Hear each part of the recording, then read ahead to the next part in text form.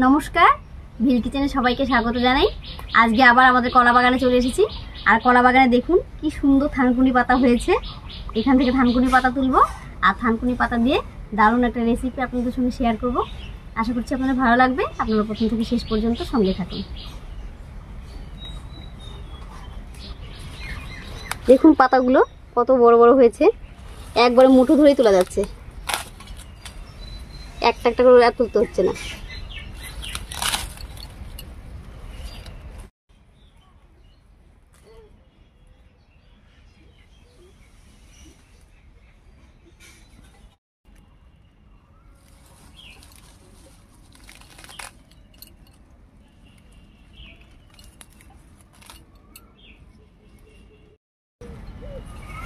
বেশ অনেকগুলোই পাতা তুলে নিয়েছি, এবারে গিয়ে একটু বেছে পরিষ্কার করে ধুয়ে নেব। দেখো আমিও অনেকগুলো তুলেছি।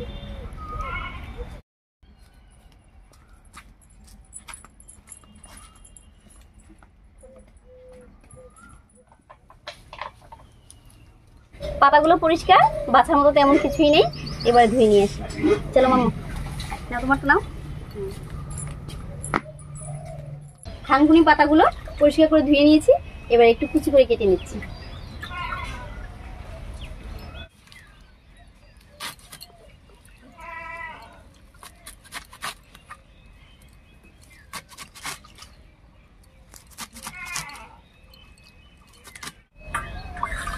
এর আগেও আমি থানকুনি পাতা দিয়ে অনেক রেসিপি আপনাদের সঙ্গে শেয়ার করেছি, আপনারা সবাই খুব পছন্দ করেছিলেন।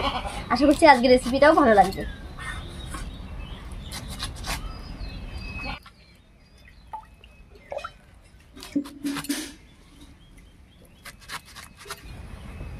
পাতাগুলো সব কেটে নিলাম। আজকে এই থানকুনি পাতা বাটা করব নদীর মাছ দিয়ে। এখানে কয়েকটা বরলি মাছ আমি আগে থেকে কেটে ধুয়ে পরিষ্কার করে নিয়েছি। এবারে লবণ হলুদ মাখিয়ে ভেজে নেব।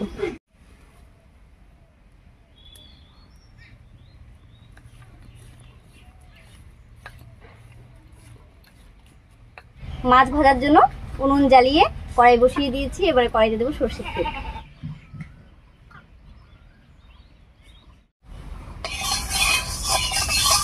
তেলটা গরম হয়ে গেছে, এবার মাছগুলো দিয়ে দেবো।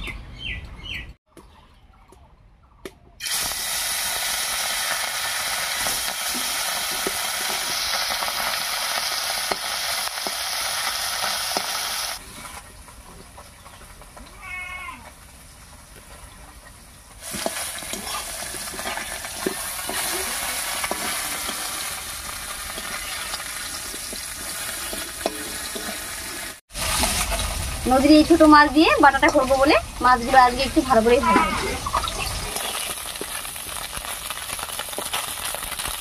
উল্টে পাল্টে মাছগুলো বেশ লাল লাল করে ভেজে নিয়েছি, এবার নামিয়ে নিচ্ছি।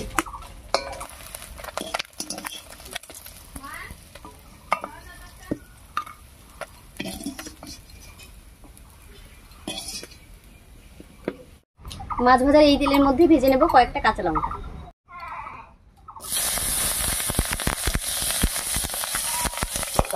লঙ্কাটা ভাজার সময় একটু ঢাকা দিয়ে দিলাম, নইলে বীজগুলো একদম গায়ে পায়ে ছিটে আসবে। লঙ্কাগুলো ভাজা হয়ে গেছে, নামিয়ে নিচ্ছি। এবার এই তেলের মধ্যেই দেব থানকুনি পাতা।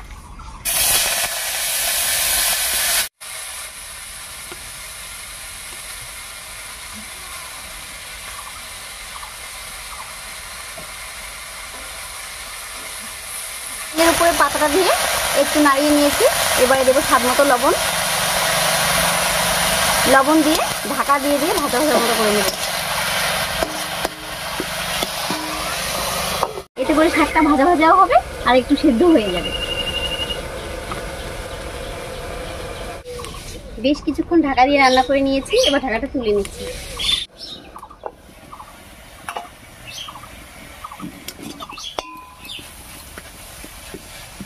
এবার এর মধ্যে দেব কয়েকটা ধনেপাতা কুচি।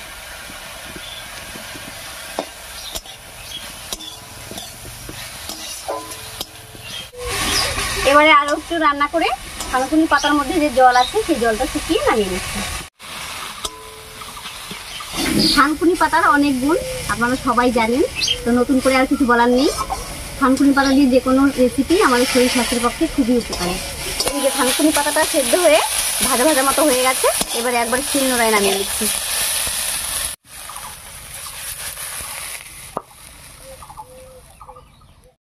প্রথমে ভেজে রাখা কাঁচা লঙ্কা আর মাছগুলো বেটে নিচ্ছি।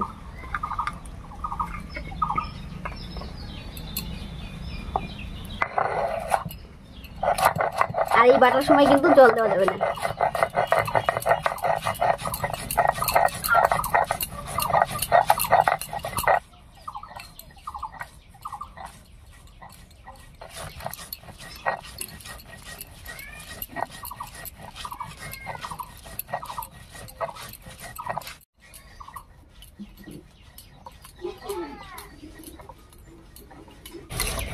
লঙ্কা আর মাছটা মোটামুটি করে বেটে নিয়েছি।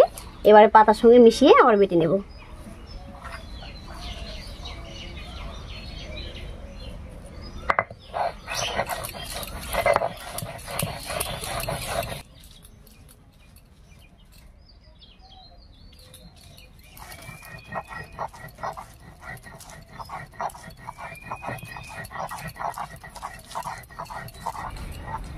বেশ অনেকটা সময় নিয়ে ধৈর্য ধরে বাটাটা একদম রেডি করে নিয়েছি। এবারে গরম গরম ভাতের সঙ্গে খেতে কিন্তু দারুণ লাগবে।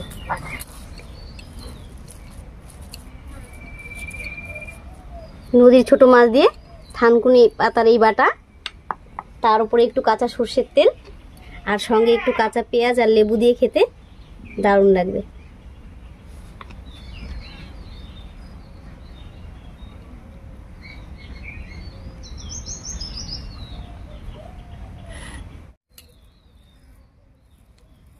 থানকুনি পাতার এই সহজ রেসিপির ভিডিওটা আপনাদের কেমন লাগলো অবশ্যই কমেন্টে জানাবেন। আর যদি ভালো লাগে একটা লাইক করে দেবেন এবং চ্যানেলটিকে সাবস্ক্রাইব করে এভাবেই আমাদের পাশে থাকবেন। আজ এই পর্যন্তই, আবার কাল দেখা হচ্ছে নতুন কোনো রেসিপি নিয়ে।